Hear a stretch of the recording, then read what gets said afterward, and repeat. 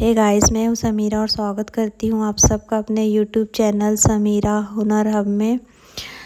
और मैं आपको आज बताने वाली हूँ कि मुझे पहले सिलाई का ऑर्डर कैसे मिला। मेरी कॉलोनी में एक आंटी रहती थी, उनकी बेटी आई हुई थी और 2 दिन बाद उनको मायके से ससुराल जाना था। आंटी उनके लिए साड़ी लेके आई और वो उनके पास वाले बुटीक में गई तो बुटीक बंद था। तो उनको किसी ने बताया कि मैं सिलाई करती हूँ, तो वो मेरे पास ब्लाउज़ लेके आई और बोला कि बेटा अर्जेंट में ये 2 दिन में इस ब्लाउज़ सिल के दे दो। मैं थोड़ा घबरा गई थी, लेकिन मैंने ब्लाउज़ हिम्मत करके ले लिया और मैंने उसको पूरा 1 दिन आराम से सोच समझ के बहुत आराम से उसको पूरा दिन भर मैंने सिला। और दूसरे दिन मैंने सुबह उनको वो ब्लाउज़ दे दिया। वो ब्लाउज़ लेके उन्होंने मुझे 150 रुपये दिए और बोला कि बेटा बहुत बहुत शुक्रिया, मेरी बेटी आज जा रही है और आपने इतने अच्छे से जल्दी से मेरा काम कर दिया। गाइस, मुझे इतनी ज़्यादा खुशी, वो मेरी पहली कमाई थी। मुझे पहली बार सिलाई का ऑर्डर मिला और पैसे मिले, मुझे इतनी खुशी हो रही थी। वो 150 रुपये मैंने अभी तक संभाल के रखे, उनको कभी खर्चा नहीं किया। वो मेरी पहली कमाई है।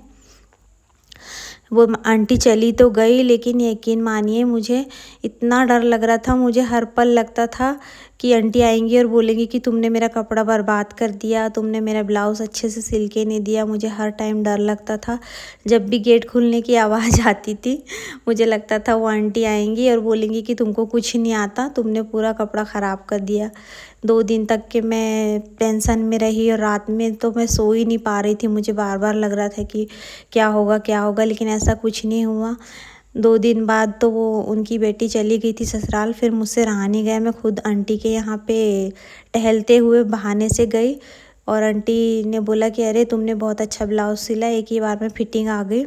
मुझे बहुत खुशी हुई और टेंशन मेरी जो थी वो ख़त्म हो गई। यकीन मानिए, जब अपनी कमाई का 1 रुपया भी अपने हाथ में आता है ना, तो ऐसा लगता है कि उसके सामने ना दुनिया की सारी दौलत फीकी पड़ जाती है। गाइस, हमारा कमाया हुआ 1 रुपया हमारे लिए बहुत कीमती होता है। वो 150 रुपये मेरे लिए हमेशा यादगार रहेंगे और मैंने अपनी पहली कमाई संभाल के रखी हुई है। तो बहुत खुशी होती है जब हम पहली बार कोई चीज़ बनाते हैं, सिलते हैं। डर भी होता है, तो मैं यही कहूँगी कि डरना नहीं चाहिए। हिम्मत से थोड़ा थोड़ा करके उस काम को पूरा करना चाहिए। पहली बार अगर हम किसी का काम ले रहे हैं तो उसको थोड़ा केयरफुली हम थोड़ा थोड़ा करके सिल सकते हैं और उसको ऑर्डर को कंप्लीट करके देना चाहिए। बाहर की सिलाई लेने से डरना नहीं चाहिए। हम तो सीखते इसलिए है कि हम बाहर की सिलाई ले, पैसा कमाएं, आत्मनिर्भर बने। और अभी अच्छा सब कर रही हूँ, काम सब अच्छा चल रहा है। उस टाइम टेंशन भी बहुत थी। उस टाइम मम्मी भी बीमार रहती थी, तो मायके भी जाना आना मेरा लगा रहता था। बहुत टेंशन रहती थी। उस टेंशन में भी मैंने उनका काम करके दिया, हिम्मत नहीं हारी। आप भी हिम्मत नहीं हारना। क्या होगा, ज़्यादा से ज़्यादा टाइट होगा, ढीला होगा, बस तो हम कर देंगे, लेकिन डरना नहीं चाहिए। अपना काम लेना चाहिए। आप लोग भी हिम्मत करो, काम लो। अगर आप सीख गए हो तो, और नहीं सीखे हो तो सीखो, मेहनत करो। प्रैक्टिस से सब कुछ होता है। ऐसी कोई चीज़ नहीं है जो हम प्रैक्टिस से नहीं सीख सकते। हम प्रैक्टिस करके हर चीज़ को सीख सकते हैं। और सच में प्रैक्टिस से ना हर चीज़ सीखी जा सकती, चाहे वो पार्लर हो, चाहे कुकिंग हो या सिलाई हो। मैं आने वाले एपिसोड में आने वाले पार्ट में मैं आपको बताऊंगी कि फिर उसके बाद मैंने कस्टमर कैसे बढ़ाए, मेरी सिलाई का काम कैसे बढ़ा। और उसके बाद मैंने पार्लर भी सीखा। सिलाई होने के बाद मैंने पार्लर का भी कोर्स किया। तो पार्लर मेरा कैसा चल रहा है और सिलाई का काम मेरा कैसा चल रहा है, घर में क्या रिएक्शन था, फैमिली सपोर्ट करी। पहले तो फैमिली का कोई सपोर्ट नहीं था और अभी जो लोग पहले मेरे साथ फैमिली में थे वो अभी भी हैं और रहेंगे। मैं सेवा भी कर रही हूँ उनकी, घर का काम भी कर रही हूँ, बच्चों को भी संभाल रही हूँ, उसके साथ में सिलाई भी कर रही हूँ और पार्लर का भी अपना काम करती हूँ। आप लोग भी अगर करना चाहते तो आप कर सकते हैं। हिम्मत मत हारिए, आगे बढ़िए। जो काम आप सीखना चाहते हो सीखो, जो करना चाहते हो वो करो। किसी के बारे में मत सोचो कि कोई क्या बोलेगा, कोई क्या करेगा। ट्रस्ट मी गाइस, कोई कुछ नहीं बोलता है। जब हम हमारा काम करने लगते हैं, जब हम आगे बढ़ने लगते हैं तो सबके मुंह बंद हो जाते हैं।